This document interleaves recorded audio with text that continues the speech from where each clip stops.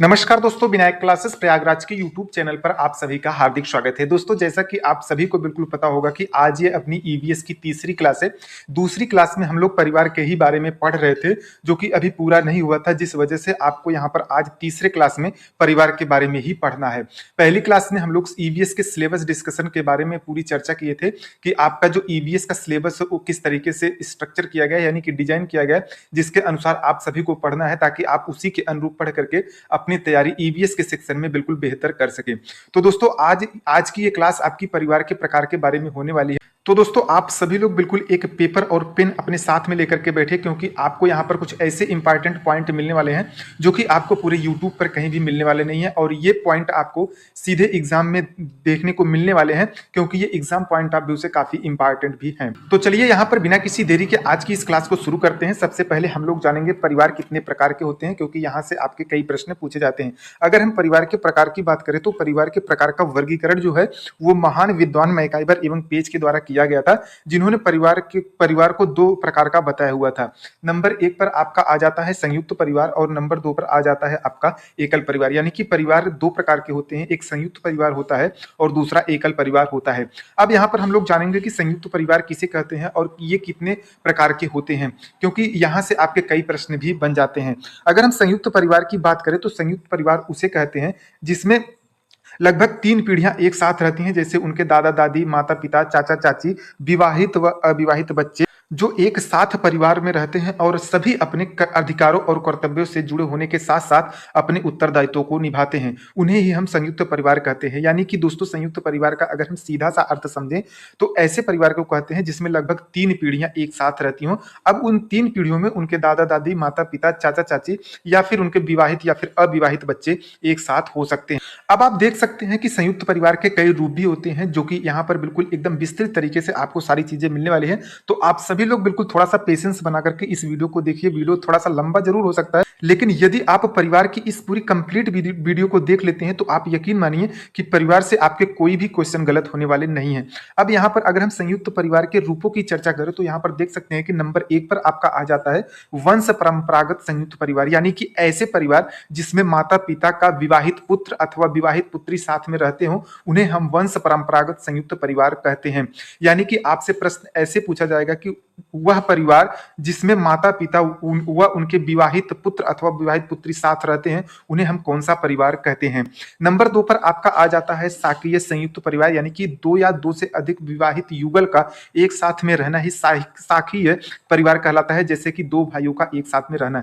यानी कि अगर 2 भाई एक साथ में रहते हैं, एक परिवार के तहत रहते हैं, तो उन्हें हम साक्रीय संयुक्त परिवार कह सकते हैं। वहीं पर दोस्तों, अब अगर हम लोग बात करें वंश परंपरागत साक्रीय संयुक्त परिवार की, तो यहाँ पर देख सकते हैं कि ऐसे परिवार जिनमें 3 या अधिक युगल वंश परंपरागत रूप से एक साथ में रहते हैं, उन्हें हम वंश परंपरागत साक्रीय संयुक्त परिवार कहते हैं। जैसे माता पिता का उनके 2 या 2 से अधिक विवाहित या अविवाहित बच्चों के साथ रहना ही वंश परंपरागत साक्रीय संयुक्त परिवार कहलाता है। नंबर 4 पर आपका आ जाता है अनुपूरित साक्रीय संयुक्त परिवार। यानी कि 2 या 2 से अधिक युगल के साथ यदि कोई अविवाहित, तलाकशुदा, विधवा या विधुर रहता है, तो उसे हम अनुपूरित साक्रीय संयुक्त परिवार कहते हैं। ठीक है, तो उम्मीद करते हैं कि यहां तक आपको सारी चीजें बिल्कुल समझ में आ गई होंगी कि संयुक्त परिवार के कितने रूप होते हैं। वहीं पर अगर हम संयुक्त परिवार के कुछ गुणों की बात करें तो यहाँ पर देख सकते हैं कि संयुक्त परिवार के निम्न गुण होते हैं, जो कि मैं आपको नीचे पॉइंट वाइज आपको बताऊंगा। तो ये सब आप बिल्कुल नोट डाउन करते चलिए, क्योंकि यहाँ से ये चीजें आपको पेडालॉजी के सेक्शन में देखने को मिल जाएंगी। यानी कि अगर हम संयुक्त परिवार के कुछ गुण की बात करें तो संयुक्त परिवार में अच्छे सलाह और अनुभव मिलते हैं, क्योंकि कोई न कोई अनुभवी उम्रदराज व्यक्ति परिवार में रहता है। यानी कि आप सभी को बिल्कुल बता दूं कि संयुक्त परिवार में दादा दादी, माता पिता और बड़े बुजुर्ग रहते हैं, जिसकी वजह से हमें ऐसे परिवारों में अच्छे सलाह और अनुभव मिलते हैं। जैसा कि आप यहाँ पर देख सकते हैं कि बिल्कुल पॉइंट को शामिल किया गया है कि अनुभवी उम्रदराज व्यक्ति परिवार में ही रहता है। तो यहाँ पर आपको एक पॉइंट देखने को मिल गया कि यहाँ पर अच्छे सलाह और अनुभव आपको इस परिवार में देखने को मिल जाते हैं। नंबर 2 की बात करें तो संयुक्त परिवार के बच्चे पारिवारिक संबंधों और उनके महत्व को अच्छे से समझ पाते हैं, जिससे उनके सामाजिक आर्थिक उत्थान में बाधा उत्पन्न नहीं होती है। यानी कि अगर इसका हम सामान्य सा अर्थ समझें तो संयुक्त परिवार में बच्चे जो है चूंकि कई लोगों के साथ में रहते हैं तो वो एक चेन सा बन जाता है, जिस वजह से वो पारिवारिक संबंधों को अच्छे से समझ जाते हैं और वे अपने इन सब संबंधों से जो अनुभव प्राप्त करते हैं उससे उनकी सामाजिक और आर्थिक जो उत्थान होती है वो दिन प्रतिदिन बढ़ती जाती है, न कि घटती है। तो यहाँ आप नंबर 2 में देख सकते हैं कि जो संयुक्त परिवार का एक ये भी गुण है कि यहाँ पर बच्चे जो है सामाजिक और आर्थिक उत्थान करने में अपने आप को कहीं न कहीं सक्रिय पाते हैं। अब अगर हम नंबर 3 की बात करें तो यहाँ पर देख सकते हैं कि इस परिवार के बच्चे का उचित देखभाल एकल की अपेक्षा बेहतर हो जाता है, क्योंकि इसमें माता-पिता के साथ-साथ दादा-दादी, चाचा-चाची व अन्य भी मौजूद होते हैं। यानी कि संयुक्त परिवार की एक ये भी विशेषता होती है कि संयुक्त परिवार में सदस्यों की कमी नहीं होती है, जिसकी वजह से जो छोटे बच्चे हैं, उनकी देखभाल अच्छे से हो जाती है। क्योंकि एकल परिवार में जो होता है वो बहुत कम सदस्य होते हैं। एकल परिवार क्या होता है आगे मैं इस पर भी चर्चा करूँगा, तो आप पूरा वीडियो को कंप्लीट देखिए, आगे ये सब चीज़ें भी मैं क्लियर करूँगा। लेकिन यहाँ पर संयुक्त परिवार की बात हो रही है तो संयुक्त परिवार के बारे में आप समझिए कि संयुक्त परिवार आप पढ़ चुके हैं, उन्हें कहते हैं जहां पर कई सदस्य होते हैं। तो कई सदस्य होने की वजह से यहाँ पर बच्चों का जो देखभाल होता है वो अच्छे तरीके से हो जाता है। अब अगर हम बात करें कि संयुक्त परिवार के यदि कुछ गुण होते हैं तो उनके कुछ न कुछ दोष भी होते होंगे, क्योंकि जहां पर गुण होता है वहीं पर दोष भी होता है। तो यहाँ पर आप देख सकते हैं कि मैंने संयुक्त परिवार के कुछ दोष को भी हाईलाइट किया हुआ है, यानी कि उस पॉइंट को शामिल किया हुआ है जो कि आपके एग्जाम पॉइंट ऑफ व्यू से काफी अच्छे होते हैं और आपको पेडालॉजी के सेक्शन में देखने को मिल जाते हैं। अब अगर हम नंबर 1 की बात करें कि संयुक्त परिवार के दोष क्या होते हैं, तो इसमें देख सकते हैं कि इस परिवार में महिलाओं को कम सम्मान मिल पाता है, जिससे वह कुंठा का शिकार हो जाती हैं। यानी कि दोस्तों यहाँ पर कहने का मतलब यह है कि परिवार में चूंकि कई सदस्य होते हैं तो सबको समान सम्मान मिलना चाहिए, जिसकी वजह से महिलाओं को कम सम्मान मिल पाता है और इसकी वजह से महिलाएं जो है वो कुंठा का शिकार हो जाती हैं। तो कहीं न कहीं कह सकते हैं कि संयुक्त परिवार का एक दोष भी ये होता है। अच्छे से उनकी शिक्षा-दीक्षा, पढ़ाई-लिखाई अर्थात चीज़ों में बाधा उत्पन्न हो जाती है, जिसकी वजह से महिलाएँ कुंठित हो जाती हैं और कहीं न कहीं ये एक संयुक्त परिवार का दोष होता है। दूसरा यहाँ पर अगर हम बात करें तो इस परिवार में अक्सर काम-काज और संपत्ति को लेकर विवाद बना रहता है। दोस्तों जहाँ पर भीड़-भाड़ होगी वहाँ पर आपको बता दूँ कि ज़ाहिर-सी बात है कि काम-काज को लेकर के कहीं न कहीं वाद-विवाद होता रहता है और संपत्ति के बँटवारे को लेकर के भी वाद-विवाद होता रहता है, जो कि संयुक्त परिवार का एक अहम दोष होता है। कहीं न कहीं ये चीज़ें आपको संयुक्त परिवार में देखने को मिल जाती हैं। नंबर 3 पर अगर हम बात करें तो इस परिवार की महिलाओं को अपना व्यक्तित्व निखारने का समय नहीं मिल पाता है, क्योंकि इसमें तरह-तरह की समस्याएँ उत्पन्न होती रहती हैं। इसका मतलब ये है कि महिलाओं के पास इतना ज़्यादा काम रहता है कि वे अपने आप को कहीं न कहीं अपडेट नहीं रख पाती हैं, यानी कि अपने आप के व्यक्तित्व को वो निखार नहीं पाती हैं, वो काम-काज में ही फँसी रहती हैं। तो कहीं न कहीं ये भी एक तरीके का संयुक्त परिवार का दोष माना जाता है। वहीं पर अगर हम लास्ट में बात करें, यानी कि कई यहाँ पर दोस्त संयुक्त परिवार के होते हैं, लेकिन मैंने जो कुछ हाइलाइट दोस्त थे उनको यहाँ पर शामिल किया हुआ है। इसी के आधार पर आप अगर आपसे परीक्षा में कुछ घुमा करके प्रश्न पूछे जाते हैं तो आप इसी के आधार पर वहां पर अपने प्रश्न को सही कर सकते हैं। नंबर 4 और लास्ट की बात करें तो इस परिवार में अधिकांश व्यक्ति आलसी हो जाते हैं। अब इसका मतलब ये है कि जैसे परिवार में कई सदस्य हैं तो कुछ जो है अपने काम को लेकर के सक्रिय रहते हैं, लेकिन कुछ अपने काम को लेकर के बहुत आलसी होते हैं, एक दूसरे पर छोड़ देते हैं कि अगर हम नहीं करेंगे तो वो कर लेंगे। तो कहीं ना कहीं सदस्यों की संख्या ज्यादा होने पर ऐसी समस्याएं देखने को मिल जाती हैं। ये भी एक संयुक्त परिवार का बहुत ही बड़ा दोष होता है।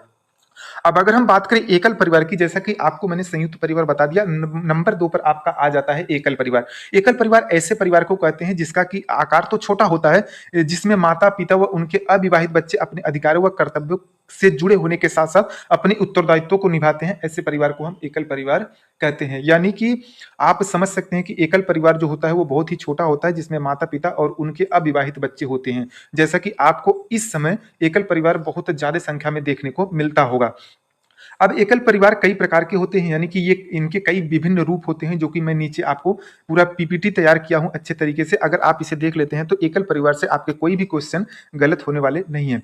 अब यहाँ पर अगर हम सबसे पहले नंबर की बात करें तो सबसे पहला जो होता है वो होता है मूल एकल परिवार, यानी कि ऐसे परिवार जिसमें सिर्फ पति पत्नी बिना बच्चे को हो, उन्हें हम मूल एकल परिवार कहते हैं। नंबर 2 पर आपका आ जाता है अनुपूरित एकल परिवार, यानी कि ऐसे परिवार जिसमें माता पिता व उनके अविवाहित बच्चे के साथ कोई अन्य जैसे तलाकशुदा, विधुर अथवा विधवा रहते हैं तो उन्हें हम अनुपूरित एकल परिवार कहते हैं। यानी कि दोस्तों आपने कई ऐसे परिवार देखे होंगे जिनमें माता पिता और वह उनके अविवाहित बच्चे रहते हैं, तथा साथ में उनके या तो दादा हो गए या फिर दादी हो गई जो कि विधवा या विधुर हैं, या फिर तलाकशुदा हैं जो कि तलाक की वजह से उनका शादी का जो संबंध है वो टूट चुका है। वो अगर ऐसे परिवार के साथ रहते हैं तो उन्हें हम अनुपूरित एकल परिवार कहते हैं। नंबर 3 पर आपका आ जाता है उप मूल परिवार, यानी कि ऐसे परिवार जिसमें कोई विधवा अथवा विधुर अपने अविवाहित बच्चों के साथ आकर अपने भाई बहन के साथ रहते हैं तो उन्हें हम उपमूल परिवार के अंतर्गत रखते हैं। अब नंबर 4 पर आपका आ जाता है अनुपूरित मूल परिवार, यानी कि यदि कोई विधवा स्त्री अपने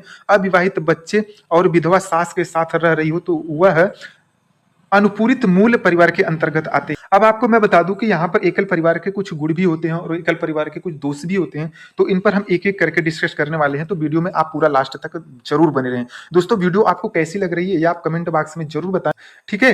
तो अब हम लोग देखते हैं कि एकल परिवार के कौन कौन से गुण होते हैं, उसके बाद हम लोग एकल परिवार के कौन कौन से दोष होते हैं ये देख लेते हैं, क्योंकि ये भी आपके एग्जाम पॉइंट ऑफ व्यू से काफी अच्छे क्वेश्चन यहाँ से भी बन जाते हैं और ये कई बार आपके एग्जाम में पूछ लिए जाते हैं।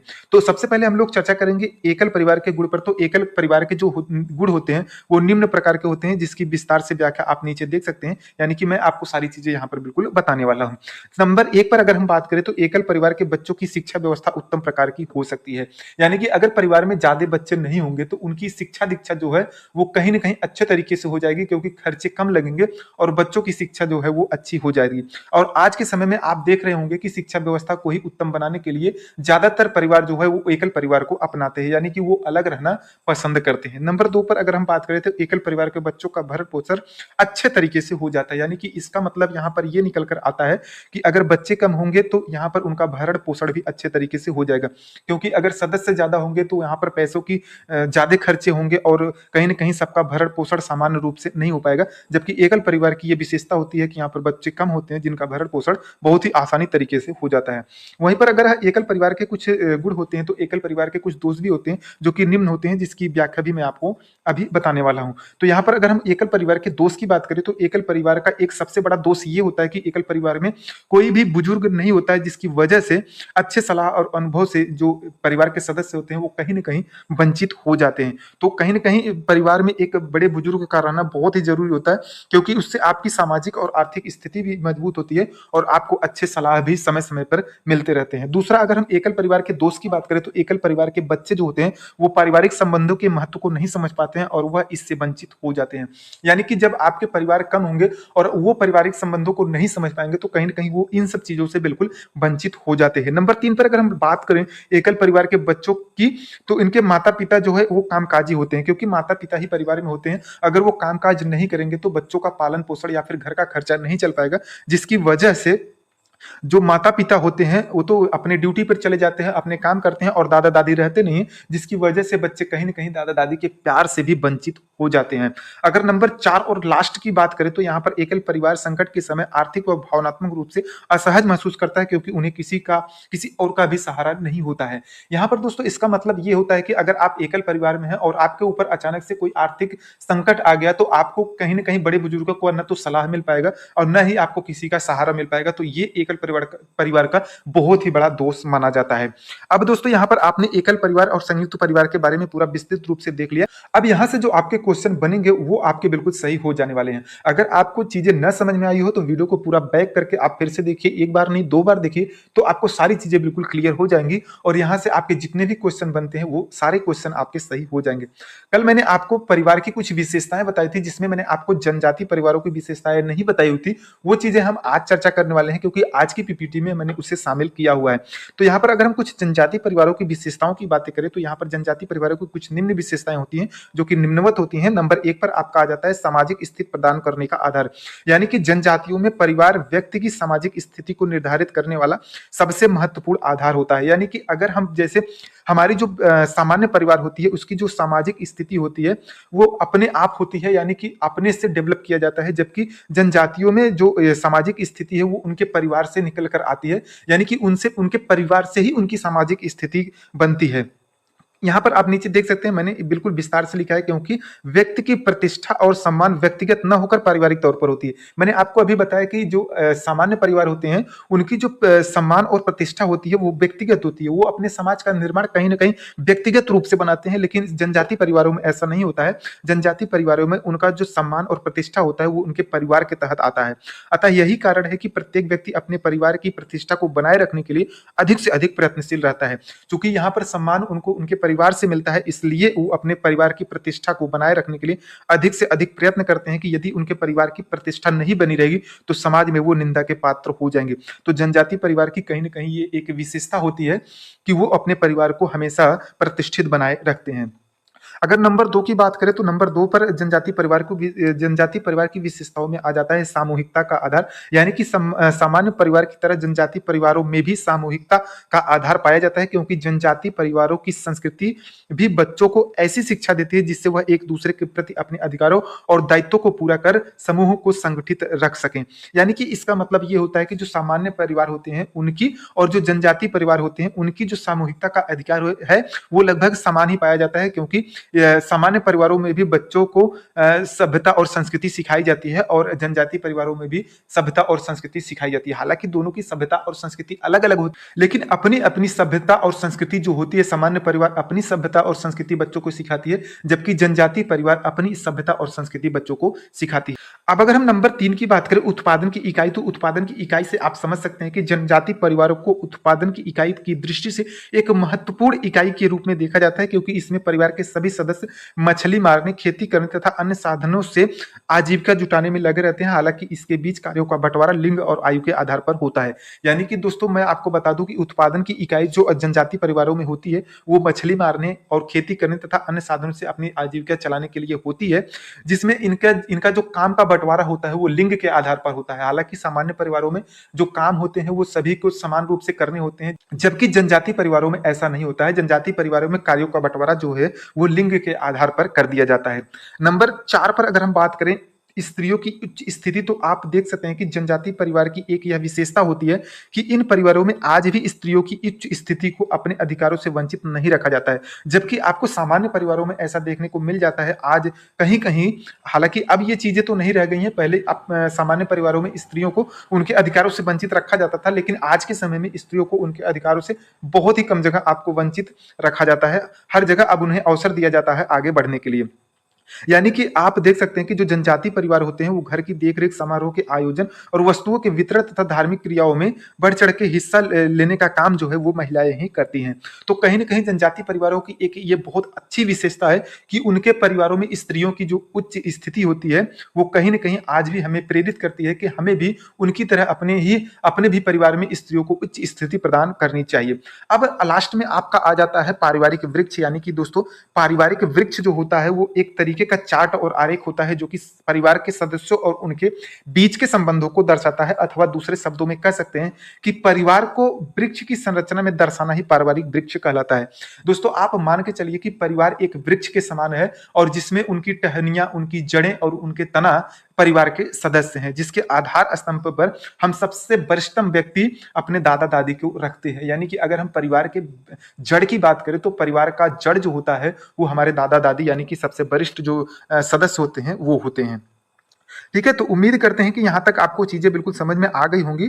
अब यहाँ से जो भी आपके क्वेश्चन बनेंगे वो सारे आपके सही होने वाले हैं। दोस्तों जो परिवार से क्वेश्चन बनने वाले थे, जो भी आपके डाउट थे सारे मैंने आपके क्लियर कर दिए हैं। आज ये परिवार की बिल्कुल लास्ट वीडियो है। अब अगली वीडियो में हम लोग मित्र देखेंगे, क्योंकि यहाँ पर अगर हम मित्र देखने लगेंगे तो ये वीडियो काफी लंबी हो जाएगी और आप कहीं ना कहीं बोर हो जाएंगे। तो आप इस वीडियो को एक बार दो बार देखिए, आपको ज्यादा चीजें क्लियर हो जाएंगी और आप इसको नोट डाउन करके रखिए, क्योंकि यहाँ से आपके एग्जाम में बहुत से प्रश्न बनने वाले हैं। यकीन मानिए आप जब पेपर उठाकर देखेंगे तो परिवार से जितने भी क्वेश्चन मिलेंगे आपको इससे बाहर नहीं मिलने वाले हैं। यानी कि परिवार की टोटल 2 क्लास हो गई हैं और 2 क्लास में आपका पूरा परिवार खत्म हो गया।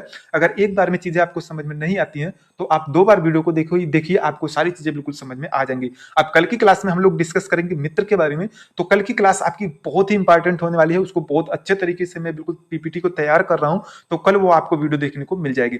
आई होप, उम्मीद करते हैं कि आप सभी को बिल्कुल वीडियो पसंद आई होगी। यदि वीडियो पसंद आई हो तो वीडियो को लाइक करें, वीडियो को उन दोस्तों को शेयर करें जो कि आपकी सीटेट ईवीएस की तैयारी कर रहे हैं, और चैनल पर यदि नए हैं तो चैनल को सब्सक्राइब भी कर लें, क्योंकि यदि आप चैनल को सब्सक्राइब नहीं करेंगे तो आगे जो भी हम वीडियो अपलोड करेंगे उसका नोटिफिकेशन आपको नहीं मिल पाएगा। वीडियो यहां तक देखने के लिए आप सभी का बहुत बहुत धन्यवाद। मिलते हैं किसी एक नई वीडियो में एक नई जानकारी के साथ, तब तक के लिए नमस्कार।